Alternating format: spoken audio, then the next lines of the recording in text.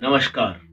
मेरा नाम है आकाश त्रिपाठी और आप देख रहे हैं आपका अपना YouTube channel the grow more, जहां पे आपको कुछ हॉरर स्टोरी, कुछ भगवान से जुड़े चमत्कार, कुछ फैक्ट और कुछ रोमांचक कहानियां सुनने को मिलती हैं। आज की कहानी ऐसी कहानी है जिससे ज्यादातर लोग वाकिफ हैं। कुछ लोगों ने ये कहानी सुनी होगी, कभी ना कभी तो सुनी जरूर होगी, और शायद कुछ लोगों ने देखी भी हो। ये एक ऐसी सच्ची कहानी है जिस पर बहुत सारी मूवियां बनाई गई। ये कहानी आज भी एक पहेली है जिसे कोई ठीक से समझ नहीं पाया, कोई सुलझा भी नहीं पाया।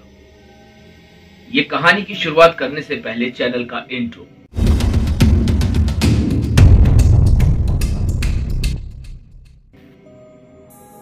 ये कहानी एक शापित गुड़िया की है। ये कहानी एक शापित गुड़िया जिसका नाम एनाबेल डॉल है, उसकी है। लेकिन ये क्या शुरू से शापित थी या बाद में शापित हुई? गुड़िया सही थी या लोग गलत थे, उनकी मंशा गलत थी? ये जानने के लिए आपको चलना होगा इनके किरदारों के बीच। इसमें बहुत सारे किरदार हैं, या यूं कहें बहुत सारे भूत।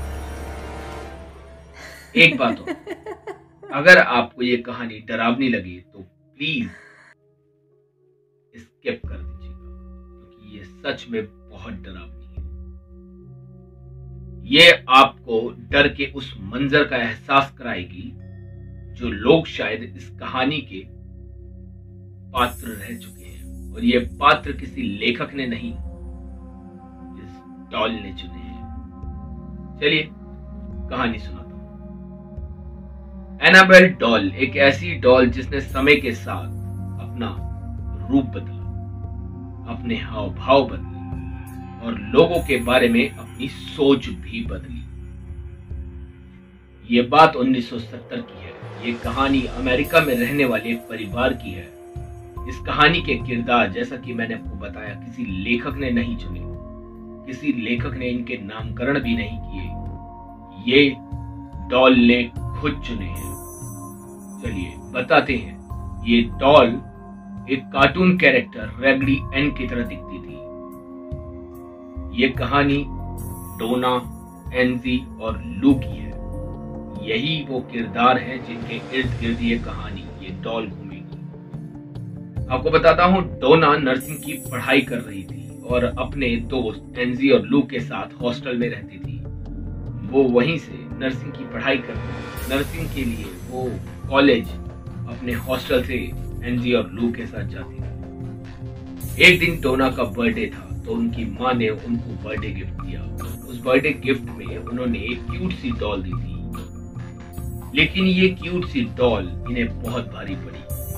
आप सोच रहे होंगे कि मैं बार बार इस दिशा में क्यों देख रहा हूं, क्योंकि मेरे सामने ये कहानी लिखी हुई है। मैं नहीं चाहता था कि ये कहानी मैं आपको किसी भी तरीके से गलत बताऊं या इसमें कोई सुधार करूं, इसलिए मैंने इस कहानी को लिख लिया था। इसलिए मैं इधर देख करके उसको बार बार पढ़ रहा हूं। कोई बात नहीं। ये क्यूट से दिखने वाली गुड़िया देख करके डोना बहुत खुश हुई, लेकिन वो खुशी ज्यादा दिन तक नहीं टिक पाई। अब ये क्यों हुआ ये तो आप समझ ही गए होंगे। ये डॉल को देखने के बाद पहले डोना खुश हुई, फिर कंफ्यूज हुई और फिर डर गई। क्या था उस डॉल? और ये डॉल डोना के पास कैसे आई, या ये डॉल डोना की माँ को कहां से मिली, ये हम आपको बताते हैं। लेकिन उससे पहले आपको इस कहानी के और पीछे चलना होगा। बहुत कम लोग ही जानते हैं कि 1970 से पहले ये डॉल कहां थी। आज मैं आपको यह भी बताऊंगा। ये कहानी समझने के लिए आपको इसकी शुरुआत पता होनी चाहिए। होता कुछ ऐसा है कि अमेरिका में बच्चों की किताब लिखने वाले राइटर, जिनका नाम जॉनी ग्रेल था, उनको ये डॉल अपने घर के बैकयार्ड से मिली। जॉनी ग्रेल की एक छोटी सी बेटी थी जिसका नाम मार्शल था। मार्शल की उम्र महज 5 या 6 साल की थी। एक दिन जॉनी ग्रेयल अपने घर के बैकयार्ड में कुछ काम कर रहे थे, जहां पे उन्हें ये डॉल मिली। उस डॉल को उठाने के बाद उन्होंने अपने आस पड़ोसियों से पूछा कि क्या ये डॉल उनकी है, तो सभी पड़ोसियों ने मना कर दिया। ये डॉल दिखने में बहुत क्यूट थी और साफ सुथरी थी, इसलिए वो अपनी छोटी सी बेटी के लिए ये डॉल ले गए। मार्शल को ये डॉल बेहद पसंद आई।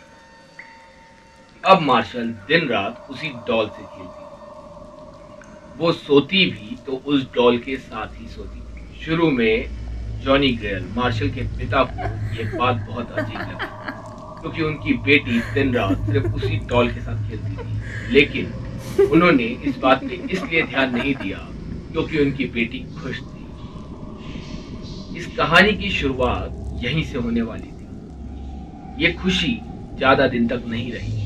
धीरे धीरे मार्शल बड़ी हो रही थी, लेकिन 13 वर्ष की उम्र में उनका निधन हो गया। मार्शल के पिता टूट चुके थे। लेकिन इससे भी अजीब बात तो ये थी कि जिस तरह से जॉनी ग्रेयल को ये डॉल उनके घर के बैकयार्ड में मिली थी अचानक, इसी प्रकार से ये डॉल उनके घर से गायब भी हो गई थी। सोचने वाली उन्होंने इसके ऊपर एक किताब लिखी, रेडी एंड, जिसमें उन्होंने इस किताब का जो कवर पेज रखा वो इस डॉल की फोटो थी। ये डॉल की चर्चा उसी वक्त लोगों में फैली, लेकिन कहानी आई और चली गई, किसी ने इस पर ध्यान नहीं दिया।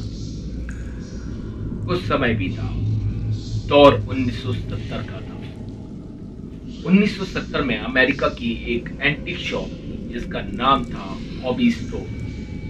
यहाँ पे एक लेडीज जाती हैं और अपनी बेटी के लिए एक डॉल पसंद है। जी हाँ, ये लेडीज वही है जिनकी बेटी बेटी के बर्थडे के लिए एक डॉल पसंद है। बड़ी अजीब बात है कि उस एंटीक स्टोर पे बहुत सारी डॉल थी, लेकिन डोना की माँ को यही डॉल पसंद है। उन्होंने वो वहां से डॉल पैक करी और अपनी बेटी को दे दी। शुरू में डोना बहुत खुश थी। जिस डोना को उसके बर्थडे में ये डॉल मिली, उसको ये बहुत क्यूट लगती थी। अब वो इससे बेहद डर चुकी थी, क्योंकि वो डॉल कभी उन्हें चीखती हुई दिखाई देती, कभी जमीन पर रेंगती हुई दिखाई देती, कभी वो हवा में उड़ती हुई दिखाई देती। लेकिन उनको लगा कि ये उनका वहम है, शायद ये उनके पढ़ाई का प्रेशर है जिसमें ये उन्हें अजीब और गरीब चीज दिखाई दे रही है। उन्होंने इस चीज पर ध्यान नहीं दिया। लेकिन एक दिन जब वो कॉलेज से घर लौटी तो उन्होंने देखा कि डॉल वहां नहीं है जहां उन्होंने रखी हुई थी। मेरा मतलब है कि जब वो उसे टेबल पे रखती तो वो डॉल उन्हें बेड पे मिलती, बेड पे रखती तो वो चेयर पे मिलती, कभी जमीन पे मिलती तो कभी हवा में लटकती। डोना को बहुत अजीब लगा, लेकिन फिर भी उस डॉल से डोना का लगाव बढ़ता जा रहा था। अब डोना ने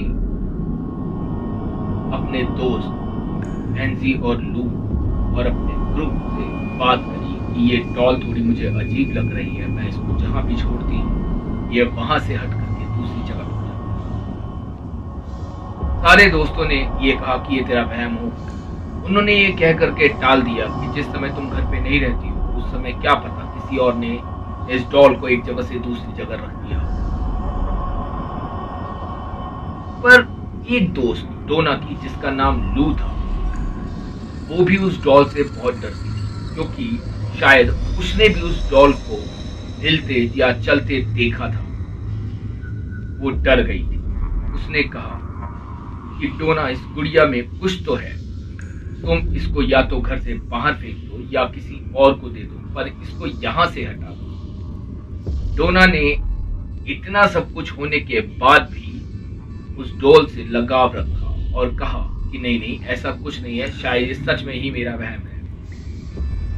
काश कि वो अपनी दोस्त लू की बात मान जाती, तो आगे जो हुआ शायद उसके साथ ना हो। ये सिलसिला चलता रहा। तकरीबन 1 महीना बीत गया और एक दिन डोना को बहुत अजीब लगा। वो क्या था?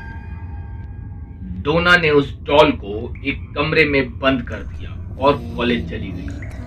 लेकिन जब वो घर आई तो उसने देखा कि डॉल उसका दरवाजे पर वेट कर रही है। डोना 2 कदम पीछे हट गई। वो डॉल उसकी तरफ बढ़ने लगी। डोना की चीखें निकल गई। फिर उसने लड़खड़ाते हुए अपने आप को संभाला। डोना का लगाव बढ़ रहा था उस डॉल से। वो कंफ्यूज भी थी और डर भी रही थी। उसे समझ नहीं आ रहा था कि क्या सही है और क्या गलत। ये क्या उसका सपना है या ये सब कुछ सच पे हो रहा है। फिर भी उसने उस डॉल से लगाव जारी रखा। एक दिन डोना जब कॉलेज से घर आई तो उसने देखा कि उसके हॉस्टल के कमरे में चारों तरफ चमड़े के पेपर बिखरे हुए हैं। कमाल की बात है कि उस हॉस्टल में कोई भी चमड़े का पेपर यूज ही नहीं करता था, तो वो आया कहां से? उस चमड़े के पेपर पर कुछ लिखा था और ये लिखावट किसी छोटे बच्ची की राइटिंग थी। कॉलेज और हॉस्टल में छोटे बच्चे का होना इम्पॉसिबल था। लेकिन सबसे ज्यादा तो वो तब डर गई जब उसने उस चमड़े के पेपर को देखा और गौर से देखने पर पता चला कि उस पे कुछ लिखा है। और जो लिखा है वो खून से लिखा था। किसका था वो खून और क्या लिखा था जिससे डोना इतना घबरा गई? आज की कहानी बस यहीं तक। नेक्स्ट पार्ट में मैं आपको बताऊंगा कि आखिर क्या हुआ डोना के साथ, किसका था वो खून और क्या लिखा था उस चमड़े के पेपर पर। अगर आपको आज की कहानी पसंद आई हो तो चैनल को करें सब्सक्राइब, मेरी वीडियो को करें लाइक और शेयर। कमेंट में जय श्री बालाजी महाराज जरूर लिखें। अपने भगवान पर जरूर विश्वास करें, वही आपको हर परिस्थिति से बाहर निकालते हैं। जय हिंद, जय भारत।